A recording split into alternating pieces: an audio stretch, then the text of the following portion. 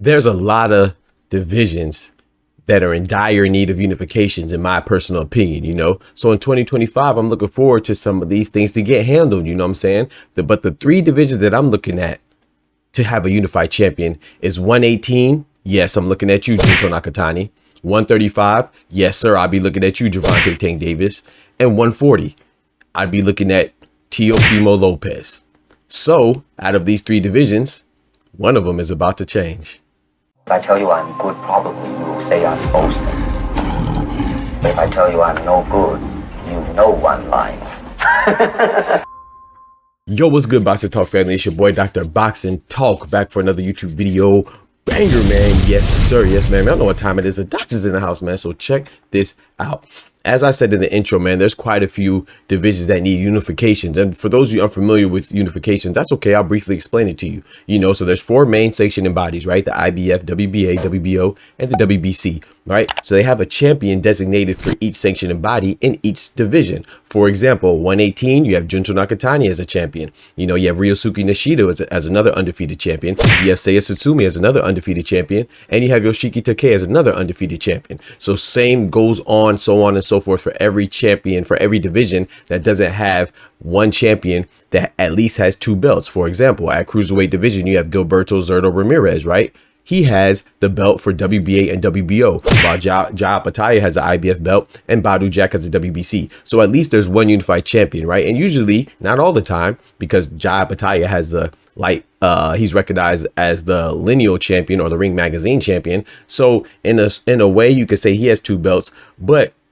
when just speaking about the four sanctioning bodies, then that would kind of confirm who's the man in that division, saying regardless of who people think is the best, it usually shows who should be ranked highest when they have multiple belts, and Gilberto Ramirez has two belts in that division, right? So in 135 and 118, there's no unified belts, 147, there's nobody unified either, but that's about to change with Jerron Boots Ennis and Stanionis, coming together with Boots representing the IBF and Stanionis representing the WBA. Well, we have a major update in regards to 140-pound division. According to reports, it seems like Richardson Hitchins representing the IBF belt and Teofimo Lopez representing the WBO belt are coming together to unify in the summer, particularly May or June, the months of May or June. This is great news, because even though Richardson Hitchins, he just acquired the belt from Liam Paro, Teofimo Lopez, he hasn't been involved in any meaningful fights or unifications, and it's not the fault of his contemporaries, right? It's his fault, right? Because Rayo Valenzuela, who's a champion, he called him out. Yeah. Richardson Hitchins, who he might oblige, according to reports, he's called him out. Yeah.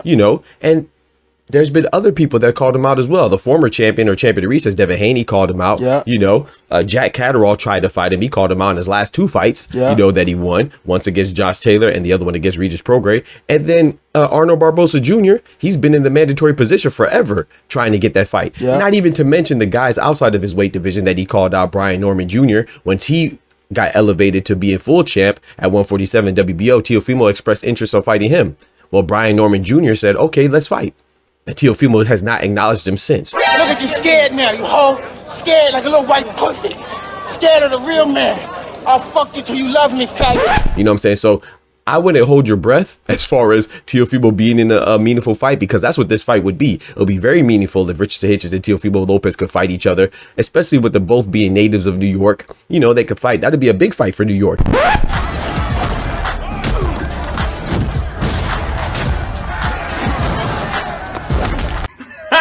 You know what I'm saying? For that region, that city, that state. So I think that would be a great fight. This is great news for 140-pound division. And I would love this fight between the two champions, but we'll see if it'll happen, man. I'm saying don't hold your breath. But according to reports, official reports, they are close to being finalized. And I think this is great news for those of you like myself that really love watching unifications, man, because it represents two of the top fighters coming together in that division, man. So y'all let me know what y'all think about this news that I gave you.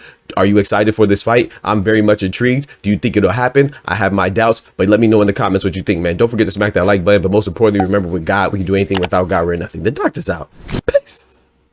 From the hood to college, both worlds they had to meet. 6 degrees between us, so cold we're about to freeze. But we're Florida boys, hot takes, we bring the heat.